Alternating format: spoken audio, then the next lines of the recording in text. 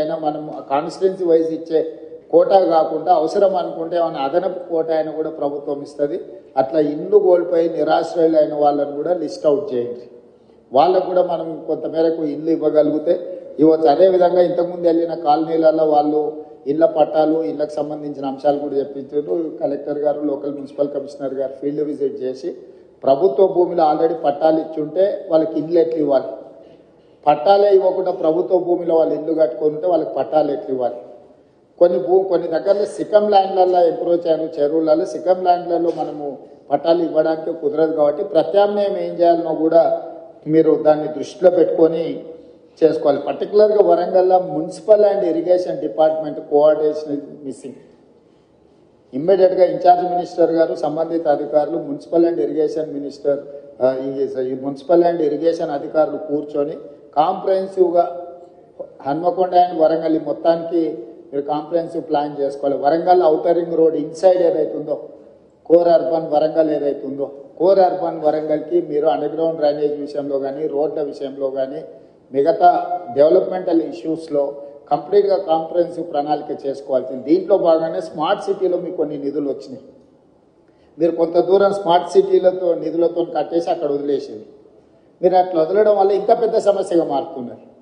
So state government నుంచి అని ఏం కావాలనో శ్రీదేవి గారు మీరు ఆ స్మార్ట్ సిటీలో చేయంగా మిగిలిన పనులు ఏం చేయాలనో కూడా దానికి ఒక నివేదిక తయారు చేయండి. మనం అవసరమైతే ప్రత్యేకంగా బడ్జెట్ ఇచ్చి వరంగల్ మీద ప్రత్యేకంగా ఫోకస్ పెడదాం. పనులు మాత్రం వదిలేయడానికి వీలు లేదు.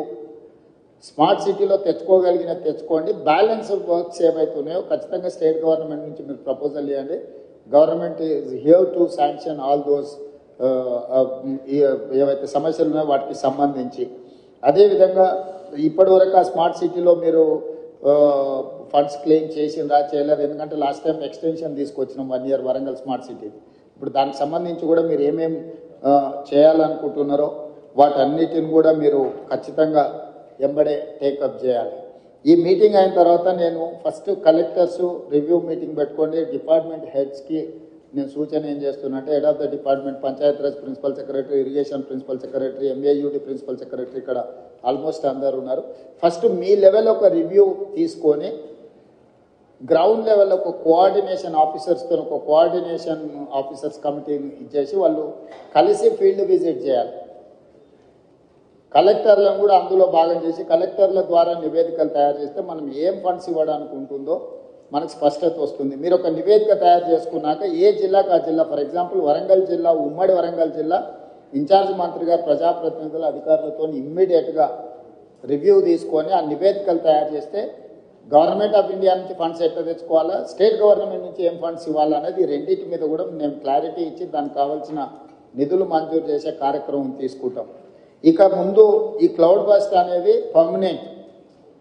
మీరు ఏదో ఈ ఒక్కసారి వచ్చింది దీన్ని టెంపరీగా మీరు అడ్రస్ చేద్దామని అనుకుంటే మీ తప్పు. పోయిన సంవత్సరం వచ్చింది, ఈ సంవత్సరం వచ్చింది.